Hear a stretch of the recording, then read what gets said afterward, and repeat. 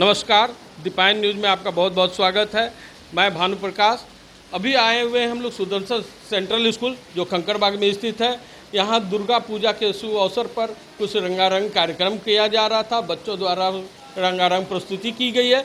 इसमें मुख्य अतिथि के रूप में रत्ना प्रकाशता जी आई हुई है, जो कि दूरदर्शन की पूर्व निर्देशक रही हैं, डायरेक्टर रह चुकी हैं और समाज सेविक हैं, और अभी मेयर चुनाव के लिए वो प्रत्याशी भी हैं। आइए जानते हैं उनसे इस स्कूल का जो ये आयोजन किया गया है उसके बारे में, और कुछ अपने जनता को क्या वो संदेश देना चाहती हैं इसमें। मैम, आपका बहुत बहुत स्वागत है। और धन्यवाद आपको भानु जी। सबसे पहले तो मैं सुदर्शन सेंट्रल स्कूल को धन्यवाद देना चाहूँगी कि आज मुझे सिंबल मिला, और मेरे सिंबल का जो प्रतीक है वो है हारमोनियम। मुझे कहीं से नहीं पता था कि मुझे मेरा हारमोनियम मिलेगा, और मुझे यहाँ आना जो है ये पूर्व निर्धारित तो था, लेकिन मैं सोची थी सिंबल लेकर कहीं पहले घर जाऊँगी फिर आऊँगी, लेकिन मैं सीधे सिंबल लेकर फ़ोन आया कि नहीं आप पहले यहाँ आ जाइए। और बहुत आश्चर्य होगा सभी को कि जब मैं अंदर आई तो जिस के कारण से मैं यहाँ तक मेयर के पद के लिए उम्मीदवार बनी हूँ वो रहा है दूरदर्शन और आकाशवाणी, जो संगीत और संस्कार और कला को बहुत भीतर तक मेरे अंदर जागृत किया, और उसी के द्वारा मैं कोशिश की हूँ कि समाज में जो भाईचारा कहते हैं या समाज की जो व्यवस्था है उसमें कहीं ना कहीं एक नारी के रूप में मैं जब वहाँ पे अधिकारी बनी तो महिलाओं की शक्ति को मैंने बाहर निकालने की कोशिश की। और जब अंदर आई तो मैं देखी हारमोनियम है, जो कहते हैं ना, मिले सुर मेरा तुम्हारा तो सुर बने हमारा, उसी के प्रतीकात्मक है कि आज नवरात्रि का 5वां दिन है जी।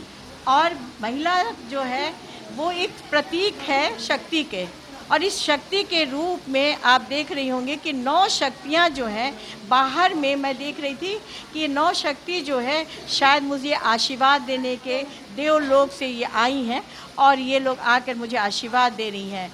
मैं इन शक्तियों को लेकर, मैं इन स्कूल की महिलाओं की शक्ति लेकर, बच्चियों की शक्ति लेकर मैं बाहर निकल रही हूँ, जनता के बीच आ रही हूँ। और मैं ये कहना चाहूँगी कि एक बार मुझे आप मौका दीजिए। मैं चाहती हूँ कि स्वस्थ समाज जिसे कहते हैं, पटना को स्मार्ट देखने की सबकी इच्छा हो रही है। सुरक्षा की बात की जाए, लड़कियों की जो है सुरक्षा, लड़कियों का स्वास्थ्य, और जिस तरीके से गंदगी, एक जितने पटना मतलब गंदगियों का स्थल है, तो उन चीज़ों को मैं, मेरे मायने जो है इन सारे चीज़ों के जो है मुद्दे जो हैं वो मेरे बहुत महत्वपूर्ण हैं। और शिक्षा जो है, मैं वहाँ चाहती हूँ कि स्कूलों की जो शिक्षा है उसमें आप पे संस्कार और संस्कृति का ज़्यादा से ज़्यादा है, क्योंकि बच्चे अपने मूल्य को भूलते जा रहे हैं।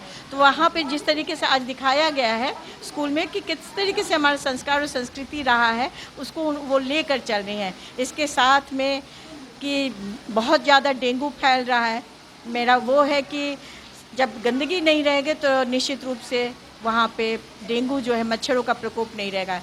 आप देख रहे हैं अभी बहुत तेज़ बारिश हो रही है तो अभी जल जमाव होगा, ये माने मुख्य मुद्दा तो है ही। उसके साथ साथ में आप देख रहे होंगे कि बहुत सारी जगहों पे रोड जो है वो उसमें गड्ढा है, बच्चे जो जाते कई बार दिखते हैं कि वो गिरते हैं बारिश के समय, होता कि गड्ढा भर जाता है, गड्ढा भर जाते हैं, पता ही नहीं चलता, दुर्घटनाएं होती रहती है। उन गड्ढा का है, मेन होल खुला रहता है।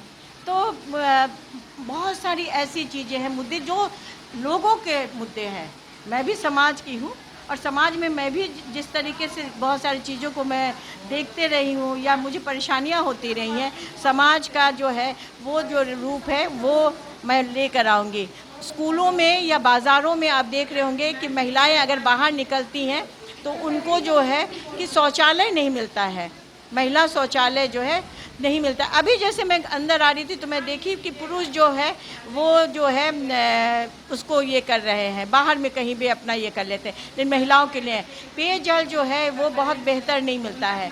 बहुत सारी जगहों में पीने का जो है पानी अच्छा नहीं मिलता है, सारा कुछ है। तो उसी तरीके से मैं ये कहना चाहूँगी कि आदमी को जो बेसिक चीज़ है किसी भी स्वस्थ समाज के लिए, वो चीज़ होता है कि आप उन चीज़ों को आप दीजिए।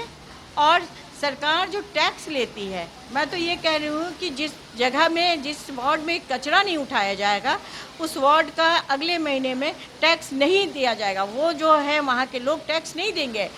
हर जगह, हर वार्ड में एक ऐप लगाया जाएगा, जहाँ पे आके आप अपने जो वार्ड की समस्या उसको डालिए और 8 घंटे के अंदर वो पता चलेगा मेयर को, वार्ड पार्षद को पता चलेगा, उसका निराकरण किया जाएगा।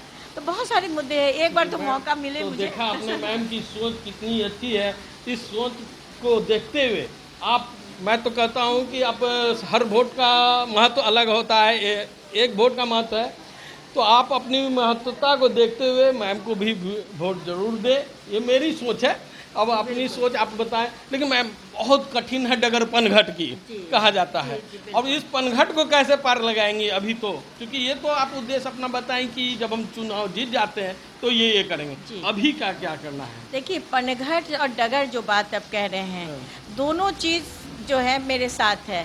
क्योंकि पनघट जो होता है वो क्या है, डगर पे जब चलिए तो पनघट जो है आप लेके चलते हैं, तो वहाँ पे होते हैं मातृशक्ति, महिला शक्ति, और शक्ति जो है वो वोट का है, वोट की शक्ति है।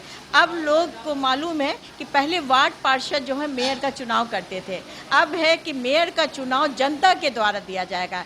मैं हर एक नागरिक को कि ये बहुत सुनहरा मौका है कि आप वोट देने के पहले एक बार 10 सेकंड के लिए सोचिए कि आप अपने शहर के मेयर जो है, जिनको बनाने जानना चाहते हैं, वो कैसा हो, वो शिक्षित हो, उसके पास में खुद का अनुभव हो, उसके साथ में वो किसी भी अगर चीज़ों को लेती हैं अगर, तो उसका डिसीज़न मेकर हो, वो किसी को अपने ऊपर हावी ना होने दो।